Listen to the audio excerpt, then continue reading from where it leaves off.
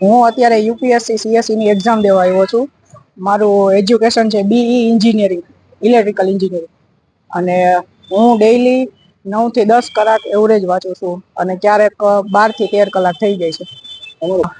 IAS.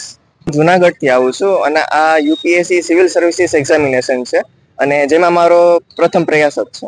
હું છેલ્લા 1 વર્ષથી આ પરીક્ષાની તૈયારી કરતો હતો, એ જે સિરિયસ થઈને. બાકી કોલેજના 3 વર્ષ દરમિયાન તો નાનું મોટું મેં મારી રીતના કર્યું હતું. અને છેલ્લા 10 મહિના હું દિલ્હી રહીને આની તૈયારી કરી હતી કોચિંગથી. પેલો પ્રેફરન્સ તો મારો આઈએએસ નો જ રહેશે અને સેકન્ડ પ્રેફરન્સ તો આઈપીએસ નો છે. પછી હજી આગળ વિચાર્યું નથી, કારણ કે ઘણી સર્વિસીસ હોય છે, ગ્રુપ એ, ગ્રુપ બી, એવી રીતે. હું અત્યારે તો ડોક્ટર એસ જયશંકર ને આઈડિયલ માનું છું, કારણ કે જે પૂર્વ આઈએફએસ ઓફિસર હતા અને અત્યારે વિદેશ મંત્રી છે, કેબિનેટ મિનિસ્ટર છે અને એના ક્ષેત્રમાં બહુ સરસ કામ કરી રહ્યા છે.